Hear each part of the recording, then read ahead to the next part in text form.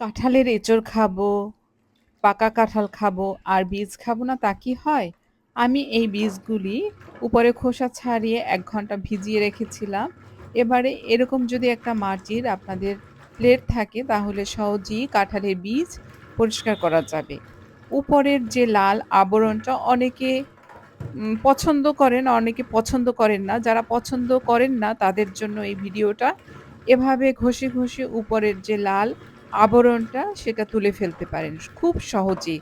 আগে ভিজিয়ে রাখতে হবে, না হলে কিন্তু উপরের যে লাল আবরণটা সেটা সহজে পরিষ্কার হবে না। এই যে আমার কিন্তু খুব কম সময়ের মধ্যে উপরে লাল যে আবরণটা সেটা পরিষ্কার হয়ে গেল। এই প্লেটটা হচ্ছে মাটির। খুব সহজেই কিনতে পাওয়া যায় মাটির যে সমস্ত দোকান থাকে সেখানেই আপনারা পাবেন। বিশেষ করে আমি দামটাও বলে দিচ্ছি।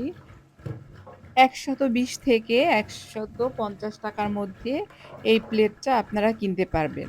অনেকে আবার এই প্লেটে কিন্তু ভর্তাও করে।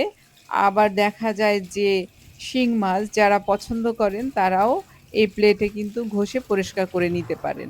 উত্তর অঞ্চলে বেশ ভালো পাওয়া যায় এই প্লেটগুলি। উত্তর অঞ্চল থেকেই হয়তো আসে। ঢাকাতে বেশ পাওয়া যায়। আমি দামটা বলে দিলাম এবং কোথায় পাবেন সেটাও বলে দিলাম। মাটির হাঁড়ি-পাতিল যে সমস্ত দোকানে পাওয়া যায় সেখানেই বললেই আ আপনারা এই প্লেটটা সংগ্রহ করতে পারবেন। আর আমার কিন্তু কাঁঠালের বীজ একদম পরিষ্কার করা হয়ে গেছে। আমি একটু নরমাল পানি দিয়ে ভালোভাবে ধুয়ে নিলাম। এই যে আমার কিন্তু হয়ে গেছে কাঁঠালের বীজ পরিষ্কার করা। এই বীজ দিয়ে গরুর মাংস, মুরগির মাংস, সবজি খুবই মজার লাগে।